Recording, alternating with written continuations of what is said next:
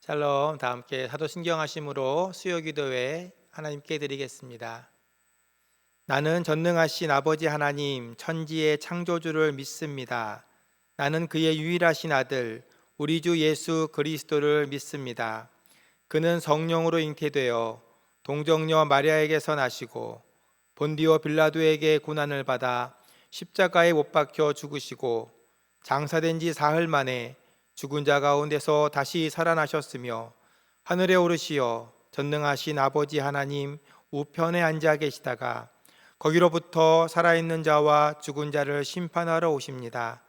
나는 성령을 믿으며 거룩한 공교회와 성도의 교제와 죄를 용서받는 것과 몸의 부활과 영생을 믿습니다. 아멘.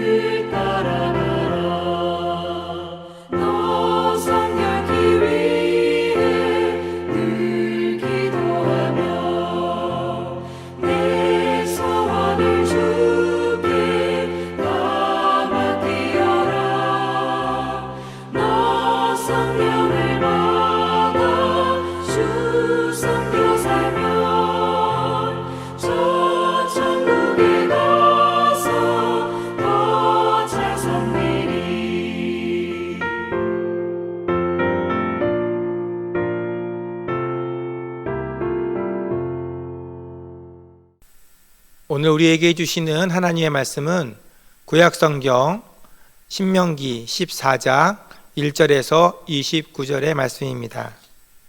너희는 너희 하나님 여호와의 자녀이니 죽은 자를 위하여 자기 몸을 베지 말며 눈썹 사이 이마 위에 털을 밀지 말라. 너는 내 하나님 여호와의 성민이라. 여호와께서 지상 만민 중에서 너를 택하여 자기 기업의 백성으로 삼으셨느니라. 너는 가증한 것은 무엇이든지 먹지 말라.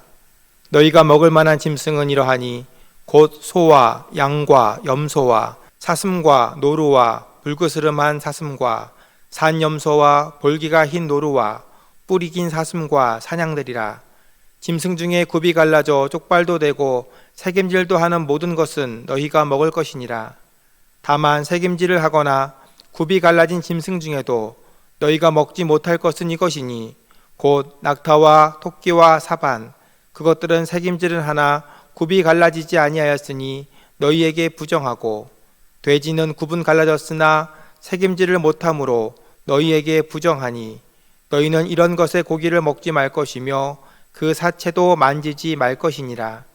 물에 있는 모든 것 중에서 이런 것은 너희가 먹을 것이니 지느러미와 비늘 있는 모든 것은 너희가 먹을 것이요 지느러미와 비늘이 없는 모든 것은 너희가 먹지 말지니 이는 너희에게 부정함이니라.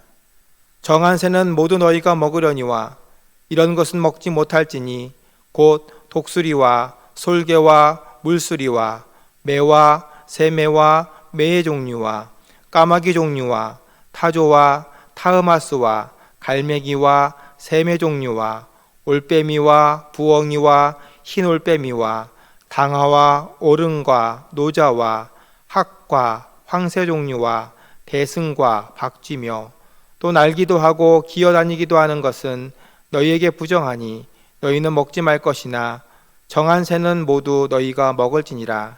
너희는 너희의 하나님 여호와의 성민이라. 스스로 죽은 모든 것은 먹지 말 것이나 그것을 성중에 거류하는 객에게 주어 먹게 하거나 이방인에게 파는 것은 가하니라. 너는 염소 새끼를 그 어미의 젖에 삶지 말지니라.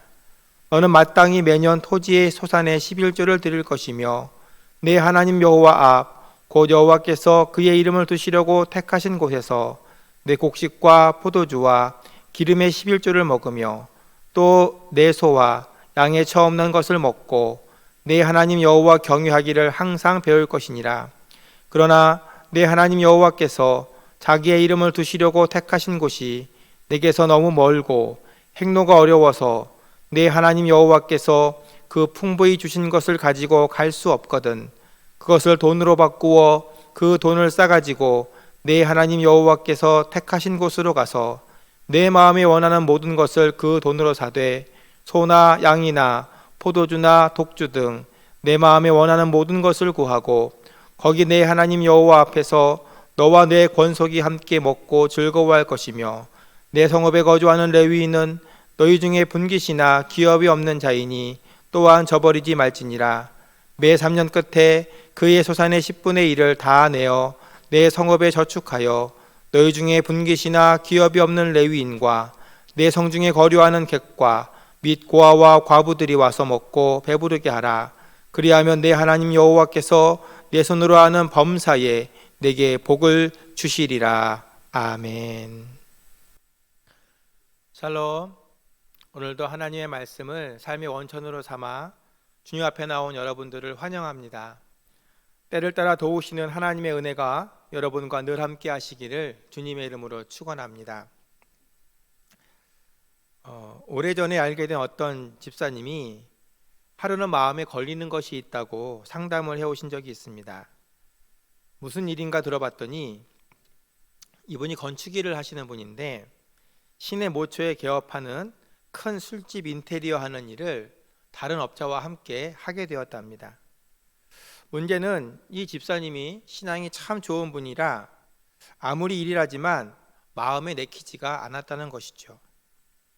그래서 주변 분들에게 상황이 여차여차한데 또 내 마음이 어려운데 어떻게 하면 좋겠는가 하고 물었답니다. 그랬더니 많은 분들이 이렇게 말씀하셨대요. 그거야 일인데 열심히 일하고 하나님 앞에 감사하면 헌금 잘 드리면 되지, 그랬다는 거예요. 그래서 이분도 그렇지 이건 일이지 하고 하려고 마음을 먹었는데 그래도 마음이 편치 않아서 주변에 알고 계신 목사님들에게 이렇게 묻고 있었다고 하는 거예요. 저도 그 말을 듣고 답을 해드려야 되는데 생각이 많아졌습니다. 신앙적으로 보면 하나님이 기뻐하시지 않는 일을 하는 것 같은데 하지 말라고 하면 생업에 그만큼 지장이 갈 테니 또 그 책임을 누가 져주지도 않는 것이니 참 어렵더라고요. 여러분, 제가 뭐라고 했을 것 같으세요? 제가 하시지 않았으면 좋겠다, 그렇게 말씀을 드렸습니다. 왜 그렇게 말씀드렸냐 하면 먼저는 집사님이 하실 일이 하나님이 기뻐하시지 않는 것과 관련된 것이고, 둘째, 이미 집사님 마음에 하나님께서 거리낌의 마음을 주셨다면 지금 눈앞에 있는 이익을 내려놔도 하나님께서 그것을 책임져 주실 것이기 때문이라는 확신이 있었기 때문에 그랬어요. 나중에 들어보니까 그냥 하라는 사람들도 많이 있었지만 이 집사님은 그 일을 맡지 않으셨답니다. 당분간 좀 힘들었던 시간도 있었는데 얼마 후에 더 큰 상가 현장을 맡게 되어서 잘 되었다고, 순간 고민이 되었지만 믿음대로 해서 마음도 좋고 또 하나님의 살아계심도 다시 한번 경험하게 된 소중한 시간이었다라고 하는 간증을 들었습니다. 사랑하는 성도 여러분, 우리도 이와 비슷한 선택의 고민을 살면서 할 때가 있습니다. 그러나 사실은 고민할 필요가 없는 것이지요. 아니, 고민해서도 안 됩니다. 왜요? 우리가 누구이기 때문입니까? 오늘 본문 1절과 2절, 21절은 우리가 누구인지에 대해서 이렇게 말합니다. 너희는 너희 하나님 여호와의 자녀이니 여호와께서 지상 만민 중에서 택해 자기 백성으로 삼으신 여호와의 거룩한 백성이니라. 우리는 하나님의 자녀, 하나님의 택한 백성이라는 것입니다. 믿으십니까? 아멘이시죠? 아멘 하신 분들은 그 택하심과 부르심대로 살겠다라고 하는 결단이 있기를 소원합니다. 사랑하는 성도 여러분, 우리는 하나님의 자녀요, 그의 택하신 백성입니다. 군인에게는 민간인보다 더 절제되고 엄격한 군인에게 요구되는 생활 방식이 있습니다. 그 규칙과 엄격함이 군인으로서 언제라도 임무에 충실할 수 있는데 준비시키기 때문이죠. 마찬가지로 세상에서 구별되는 성도의 삶의 기준은 예수 그리스도입니다. 하나님은 내가 거룩하니 너희도 거룩하라 하셨고 내가 온전함 같이 여호와를 경외하며 온전함과 진실함으로 섬기라고 하셨습니다. 하나님의 백성으로 택함받은 우리는 범사에 하나님의 관점에서 세상의 일을 보고 결단하는 삶을 살아야 합니다. 왜 그렇습니까? 우리가 세상 속에서 하나님의 백성답게 살아갈 때 하나님이 주시는 복을 또한 누릴 수 있기 때문입니다. 그러므로 성도는 세상 속에서 구별된 삶을 살아야 합니다. 구분된 삶이 아닙니다. 여러분, 이 구분과 구별이 차이가 있어요. 이 구분은 어떤 기준에 따라서 사이를 갈라놓는 것입니다. 그냥 이렇게 한 무대기 저렇게 한 무대기 그냥 나눠 놓는 거예요. 마치 똑같은 김치거리지만 무 하나, 배추 하나, 양파 하나 이렇게 나눠 놓은 것과 같은 거예요. 근데 구별은 그런 것이 아니에요. 구별은 함께 있지만 그 특성의 차이를 나타내는 것입니다. 말씀드린 것처럼 배추도 있고 무도 있고 양파도 있고 여러 가지 재료들이 있어요. 다 각각을 따라 놓았을 때는 구분되는 거예요. 서로 섞일 일이 없어요. 그냥 나대로만 살면 돼. 근데 이것들을 다 썰고 해가지고 고춧가루에 버무려서 김치를 만들면 어떻게 돼요? 여러분, 배추 모양도 있고 무 모양도 있고 양파도 있고 뭐 갓도 있고 미나리도 있고 다 자기의 모양들은 있지만 그 속에서도 뭐가 있어요? 배추는 배추답게, 무는 무답게, 또 양념은 양념답게 자기만의 맛을 내는 게 있어요. 이게 구별됨이라는 거예요. 예수님도 산상수훈에서 너희는 세상의 빛이요 소금이 되라고 말씀하셨습니다. 세상 속에서 어둠을 밝히는 빛처럼 세상 속에서 세상을 썩지 않게 하는 소금처럼 구별되어 살라는 것입니다. 그리고 이어서 말씀하시기를 이같이 너희 빛이 사람 앞에 비치게 하여 그들로 너희의 착한 행실을 보고 하늘에 계신 너희 아버지께 영광을 돌리게 하라고 하셨습니다.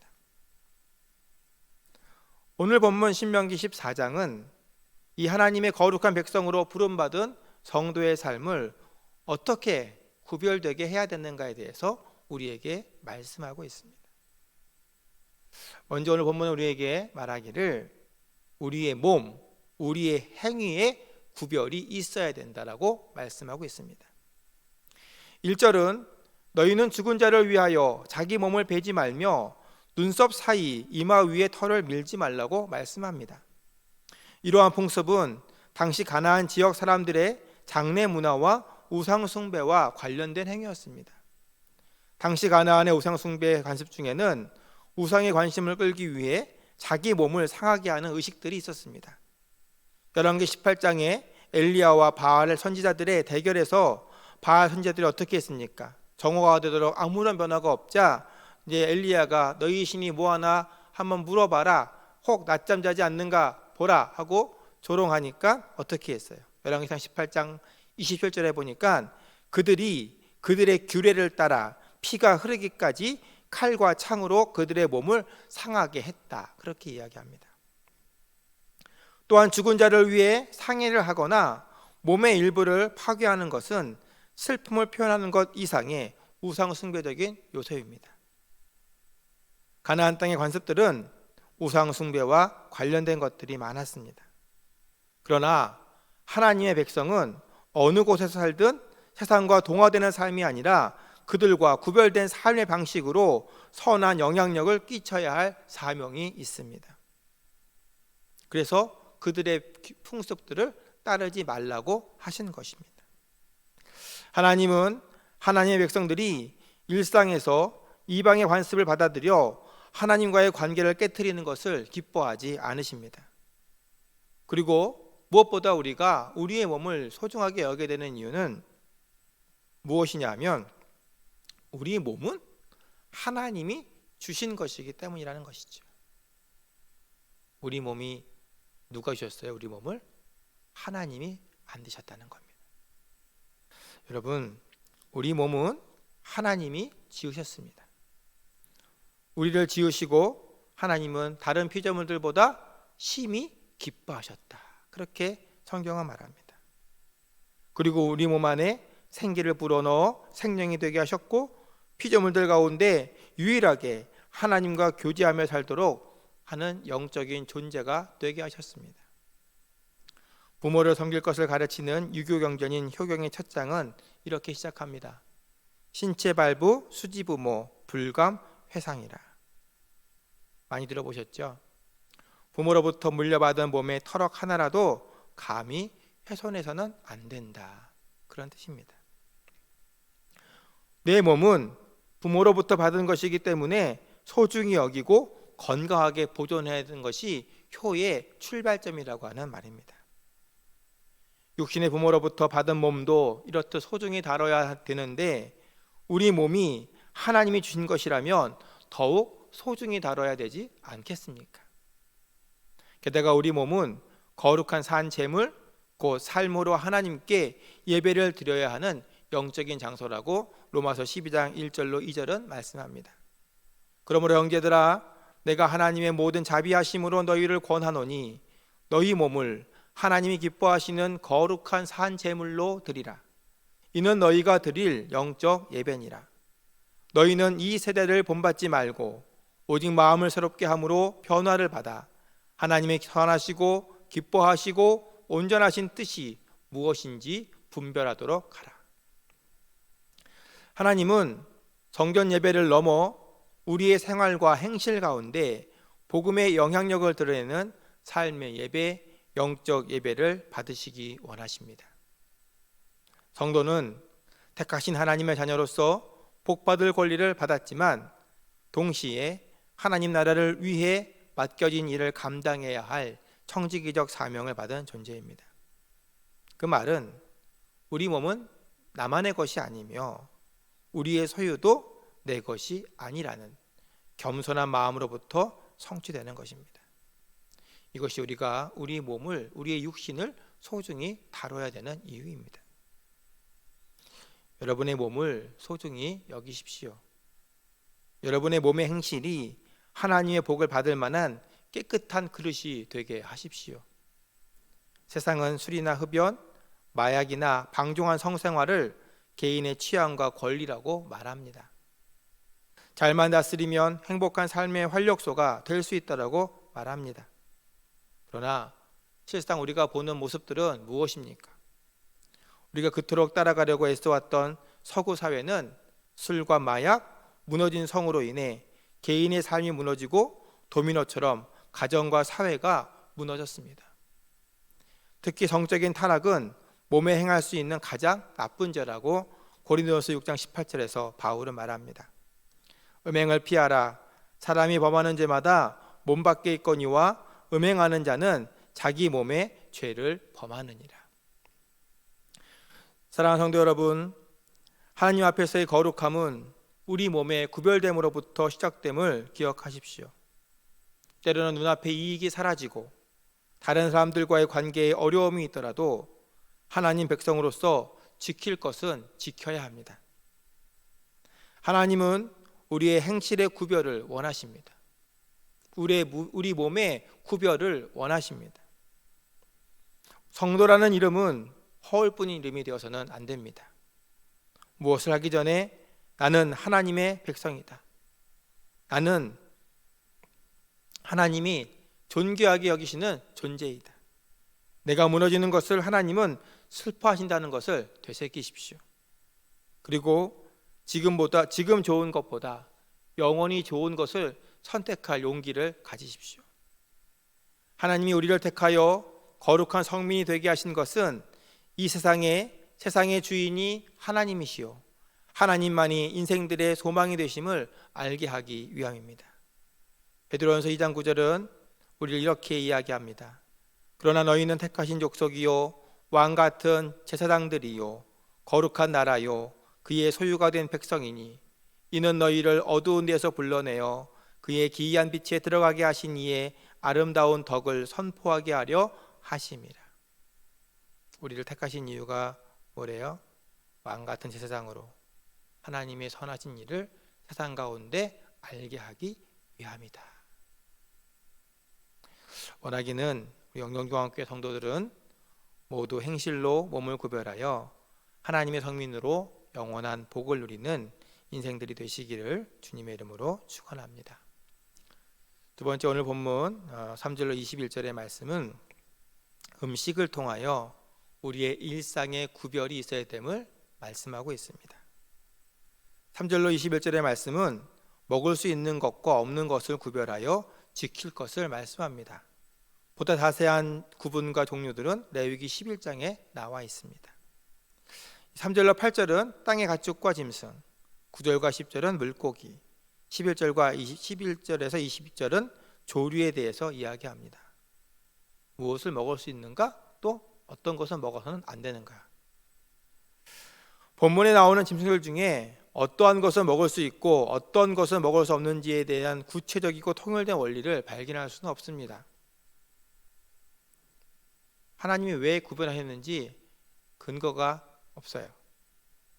아마도 여러 가지를 종합해 볼 때 위생적인 문제나 당시 우상의 제의에 쓰였던 동물들이었기 때문에 금하신 것 같습니다. 사실 음식에 관한 규례는 신약에서 자유함을 얻었습니다. 마가복음 7장 19절에서 예수님은 모든 음식물들은 깨끗하다라고 선언하셨고, 사도행전 10장 고넬료 이야기에서 보면 베드로가 부정한 음식이 담긴 바구니에 음식을 먹으라고 하는 명령에 주저했을 때 10장 17절에서 뭐라고 하셔요?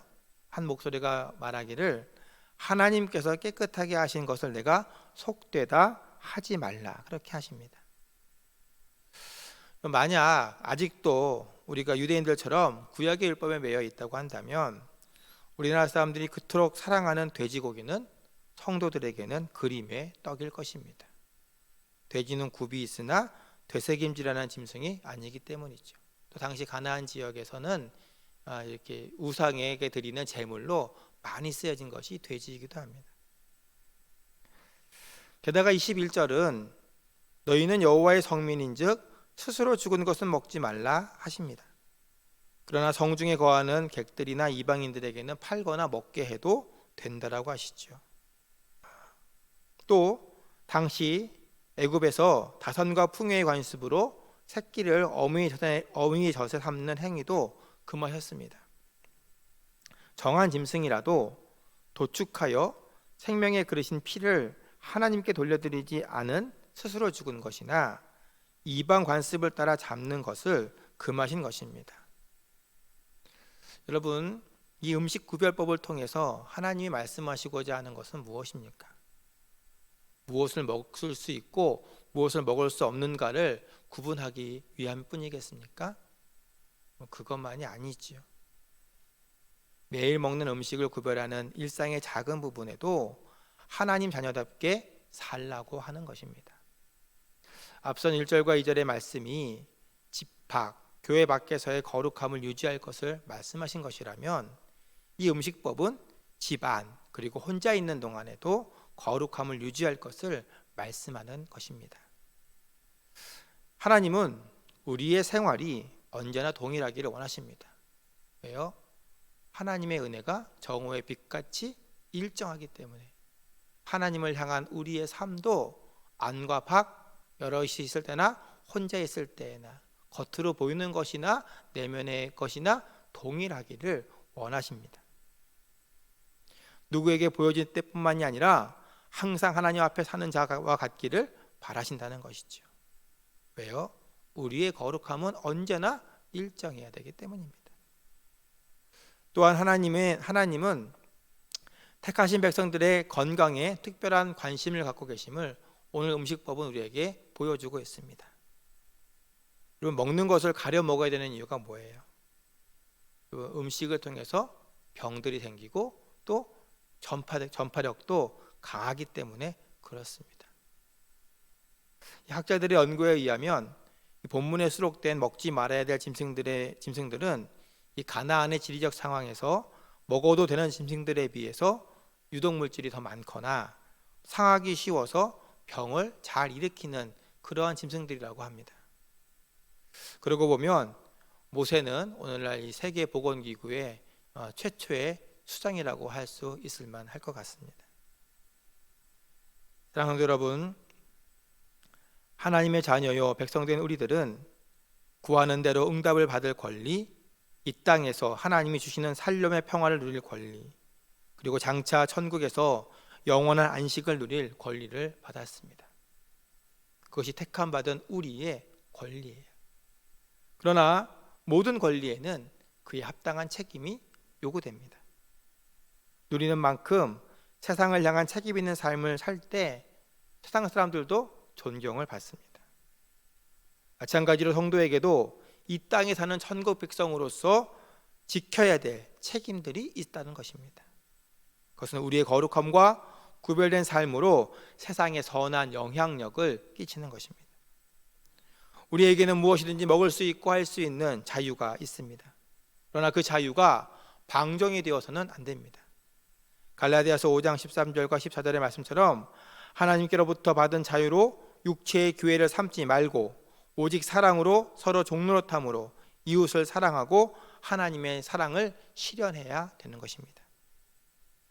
신앙생활을 하다 보면 때로는 하나님이 정한 규칙의 원리들이 내 삶에 도전이 될 때가 있습니다. 내 상식과 경험에 부딪힐 때가 있습니다. 그럴 때 우리가 할 일은 하나님의 뜻을 앞에 두고 순종하는 것입니다. 하나님의 뜻은 언제나 우리의 유익을 위하고 세상의 구원을 위한 것이기 때문입니다. 우리 영정중앙교회 성도 모두는 예배와 일상의 모든 부분에서 하나님의 뜻에 온전히 순종하여 하나님의 복을 영원히 누리고 나누는 인생들이 되시기를 주님의 이름으로 축원합니다. 세 번째 22절로 28절의 11조 말씀은 우리의 소유, 우리의 드림으로 인해서 구별됨이 있어야 됨을 말씀하고 있습니다. 22절로 28절은 11조 드림의 방법과 쓰임에 대해서 말씀하고 있죠. 오늘날 11조는 교회의 재정을 불려서 일부 사람들을 위해 사용되는 것으로 왜곡되어 해석되기도 합니다.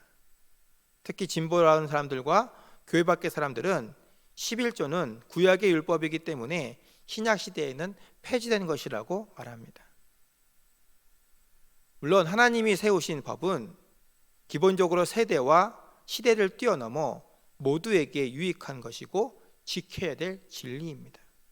그러나 앞선 제사법과 음식법에서도 보았듯이 어떤 것은 예수님이 오셔서 제도적으로는 자유로워졌지만 하나님의 뜻을 이루기 위해 그 정신을 발전시키고 지켜야 할 법들이 있습니다. 11조도 그러한 것입니다.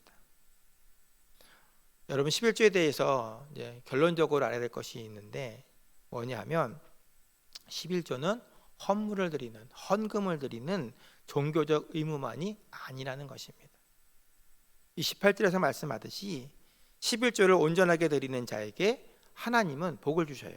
어떤 복을 주시냐면 우리가 드리는 11조가 모든 일, 곧 우리가 손으로 하는 모든 일에 범사에 복되게 하셔서 그 축복을 받는 그릇이 되게 하신다는 것입니다. 여러분, 11조는요 지금까지 받은 하나님의 은혜에 대해서 감사하는 고백이자 동시에 그것을 심음으로 더 큰 하나님의 복을 누릴 수 있게 하는 더 큰 축복의 미랄이라고 하는 것이에요. 씨앗이라고 하는 것이에요. 또 주시는 복을 받을 그릇이라는 거예요. 여러분, 하나님이 우리에게 많은 것을 주시고자 하세요. 말라기 말씀처럼 정말 11조의 복을 주시고자 하셔도 여러분 그 복을 받아낼 만한 그릇이 나에게 없으면 여러분 그 복은 내 것이 안 돼요. 되더라도 내가 준비한 믿음의 그릇만큼밖에 못 받는 거예요. 그렇다면 우리에게 주신 생명과 보호의 은혜를 누리게 하시는 하나님께 우리는 무엇으로 감사하며 더 큰 축복으로 나아가야 되겠습니까? 오늘 본문에 나오는 11조의 정신을 통해 살펴보면 여러분, 먼저 11조는요 말씀드린 것처럼 하나님께서 베풀어 주신 은혜에 대해서 감사하는 고백입니다. 그래서 우리가 드려야 되는 거예요. 22절은 매년 토지 소산의 11조를 드리라 말씀합니다. 그런데 이것은 마땅히 해야 할 일이라고 해요. 그죠? 22절 말씀 뭐라고 그래요? 너는 마땅히 매년 토지 소산의 11조를 드릴 것이며. 예전에는 농사를 통해 1년에 한 번 크게 수확을 거두었습니다. 지금도 양 이렇게 키우는 걸 보면 물론 고기도 먹지만 이 수익을 얻을 때가 1년에 한 번 겨울을 지나고 봄에 양털을 깎을 때래요. 물론 가을에도 깎긴 하는데 이 겨울 지나서 겨울 동안에 이렇게 체온을 보호하려고 이 양들이 살을 찌고 이렇게 털들도 많이 이렇게 만들어내거든요. 봄이 되면 겨울 지났으니까 그걸 깎아내는 거예요. 그리고 또 살찐 양들을 잡아서 가죽도 쓰고 고기도 써요. 이런 것들이 보통 1년에 한 번 정도 있었다고 그래요. 그래서 매년 토지 소산의 11조를 드리는 거예요. 한 번 정도. 또 털을 따라서 뭐 보리를 거둘 때라든가 또 밀을 거둘 때 두세 번 하는 경우도 있죠. 그때마다 이 땅의 수확을 거둘 때마다 지금까지 내 손을 지켜주신 하나님, 나에게 복 주신 하나님 앞에 감사하며 드리는 것이 11조였다는 거예요. 하나님이 나와 함께 하십니다. 그러나 요즘은 다양한 직업이 있고 이를 통해 정기적으로 소득을 얻죠. 그래서 하나님 나라 백성은 내가 얻는 소득의 정기적인 소득의 11조를 드리는 것입니다. 뭘 생각하면서요? 나와 함께 해주신 하나님, 내 손의 수고를 헛되지 않게 하시고 복 주신 하나님의 은혜와 돌보심에 감사함으로, 이미 모든 것이 하나님의 것이지만 그 중에 10분의 1을 드림으로 고백하는 것이 11조라는 거예요. 또 23절은 뭐라고 말씀하세요?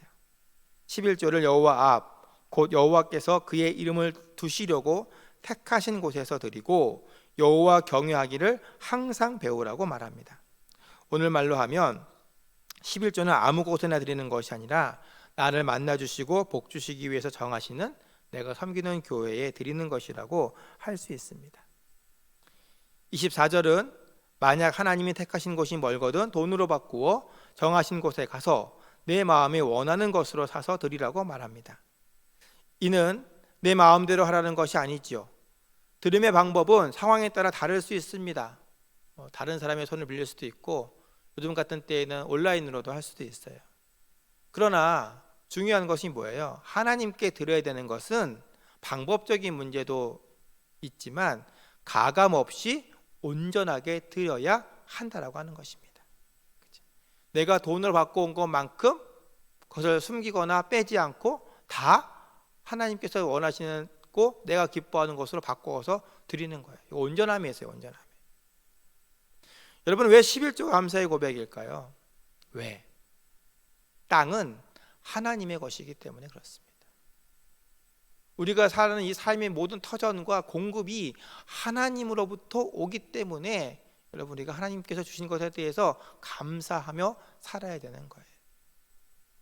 레위기 22장, 25장 희년법에서 하나님은 이스라엘 백성에게 땅을 영구히 매매하지 못하리라 그렇게 말씀하십니다. 그 이유가 뭐냐 하면 땅은 나의 것이기 때문에, 너희에게 준 땅, 너희가 누리는 땅, 너희의 삶의 터전이 되는 그 땅은 너희에게 빌려준 것이지 다 내 것이라는 거예요. 내 것. 하나님의 것이라는 겁니다. 그래서 여러분, 이스라엘에게 주는 복의 조건이 있잖아요. 내가 지금 너에게 복을 주는데 너가 내 명령을 따라 잘 지켜 행하면 그 복이 천대까지 가겠지만, 만약에 너희가 그 복을 지키지 않고 이방의 우상을 섬기고 이방 사람들과 같이 되면 어떻게 하시겠다는 거예요? 내가 너희 복을 옮기리라, 빼앗아서 다른 민족에게 주시겠다고 하잖아요. 여러분, 이스라엘에게 가나안 땅을 주신 분은 누구십니까? 하나님이십니다. 그 땅을 젖과 꿀이 흐르는 땅이 되게 하신 분이 누구십니까? 하나님이십니다. 성지순례 가보신 분들 아시지만 중동은 좋은 땅이 아니에요. 근데 성경은 그곳이 젖과 꿀이 흐르는 땅이라고 하셨어요. 여러분, 우리가 어느 땅에 사느냐가 중요한 것이 아니라 누구와 함께 사느냐가 중요한 것입니다. 땅은 모두 하나님의 것이에요. 그렇기 때문에 우리는 더욱 하나님과 함께 살아야 되는 거예요. 여러분, 11조는 그런 겁니다. 우리에게 생명을 주시고 삶을 이어가게 하시고 우리의 손의 수고에 열매를 맺게 하시는 분이 하나님이심을 내가 고백합니다. 11조는 나는 그 하나님의 은혜로 살고 있음에 감사하며 내 삶의 주인은 하나님이심을 고백하는 신앙의 고백인 것입니다. 나의 정체성이 하나님과 함께 하고 있음을 11조의 헌신을 통해 새롭게 갱신되고 확인되는 것입니다. 그래서 여러분, 11조는 감사의 고백인 것입니다. 두 번째, 이 11조는 어떤 용도로 또한 쓰이냐면 용도가 있어요. 드림으로 끝나는 것이 아니에요. 여러분, 11조는요 베푸신 사랑에 대한 나눔과 섬김의 도구로 쓰였습니다. 26절에 보게 되면 하나님께서는 우리가 하나님께 드린 것을 받으시고 26절 하반절에 보게 되면 거기 내 하나님 여호와 앞에서 너와 내 권속이 함께 먹고 즐거워할 것이며 그렇게 말씀하고 있습니다.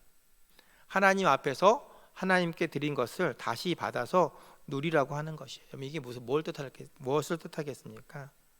하나님은 우리에게 우리의 것을 빼앗아 가시기 위해서 여러분 걷어가시는 분이 아니라는 거예요. 하나님이 보시고자 하는 것은 우리가 드리는 얼마의 물질이 아니라 그 마음이라는 거예요. 하나님은 우리가 드린 것을 받으시고 다시 드린 자들에게 나누셨어요. 특히 이제 화목제물 같은 것들은 받은 사람들에게 줬어요. 특별히 이 11조는 27절에 보게 되면 그 성읍에 거주하는 레위인들에게도 나누어 주라고 했는데, 이것이 하나님의 것은 하나님을 위해 쓰임 받아야 된다라고 하는 것을 뜻하는 것입니다. 여러분, 하나님은 하나님께서 받으실 것을 받으신 다음에 다시 우리에게 주셔서 그것을 누리게 하셔요. 누리되 혼자만 누리는 것이 아니라 하나님의 사람들과 누리게 하신다는 거예요. 왜요? 레위인들은 분깃이나 기업이 없는 자이기 때문에, 하나님이 레위인들에게 기업이 되어주시겠다고 하셨기 때문에 성도들로 하여금 내가 내게 준 복으로 말미암아 너는 누리고 또한 하나님의 사람들을 돌보라고 말씀하시는 거예요. 그래서 여러분, 11조는요 이 베푸신 사랑에 대해서 다시 나눔으로써 그 사랑을 확인하고 확산시키는 그러한 제물이라고 하는 것입니다. 특별히 이 11조는 세 번째로 하나님의 일이 유지되고 펼쳐지도록 사용된 헌물입니다. 28절과 29절에 보게 되면 매 3년 끝에 그 해 소산의 10분의 1을 다 내어 내 성읍에 저축하여. 그랬어요. 앞선 11조까지는 하나님이 정하신 곳에 와서 드리는 건데, 28절로 29절의 말씀은 그 소산을 3년마다 한 번씩 내가 살고 있는 성읍에 저축하라 그랬어요. 그리고 그것을 누구를 도와요? 그 땅에 너와 함께 생활하는 너를 돕는 레위인들과, 그리고 그 땅에 사는 객과 고아와 과부들, 사회적 약자들이죠. 사회적 약자들을 위해서 함께 나누라. 그들이 와서 먹고 배부르게 하라. 그렇게 말씀하셨어요.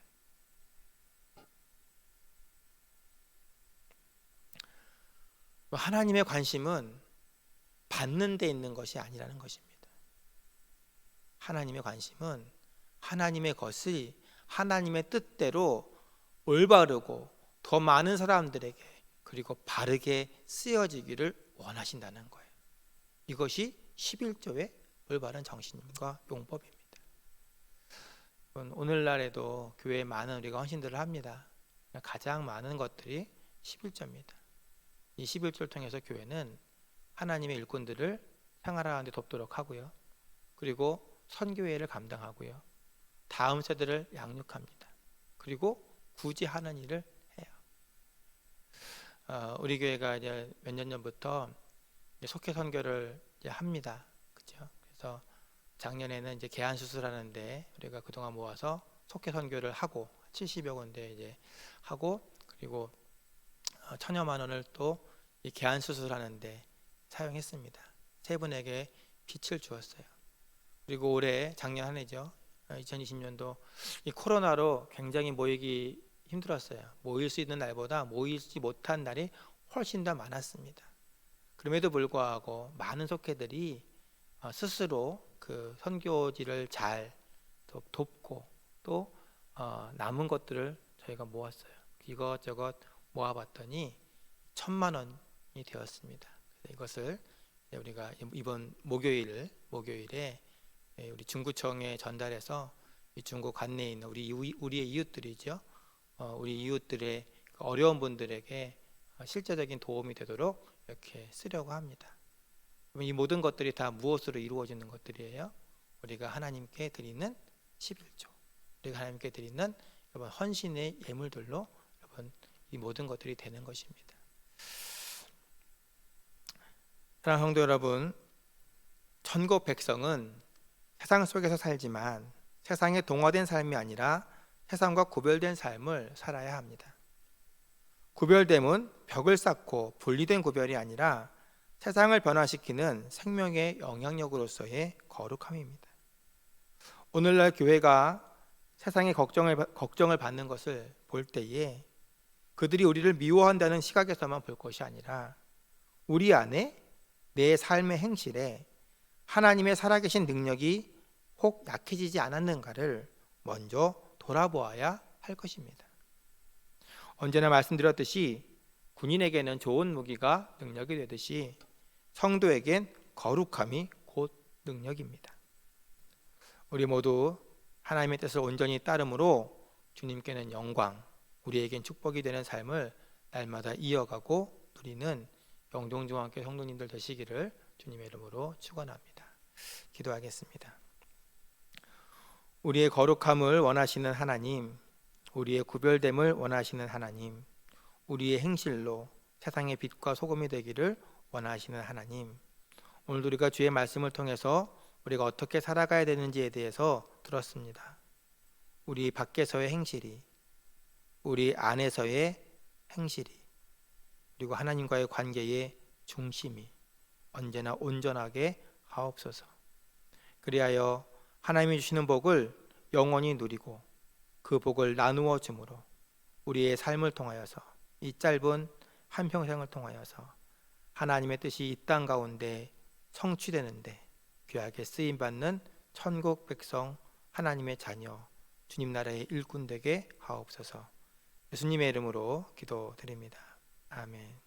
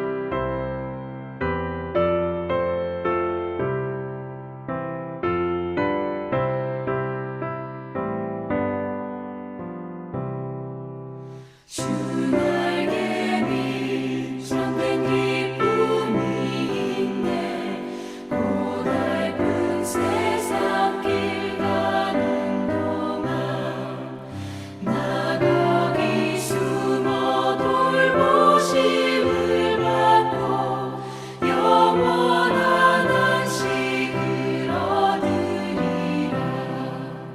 주 날개 밑 평안하다. 그 사랑 끈을 짜니요. 주 날개 밑 내 쉬는 영혼 영원히 거기서 살리.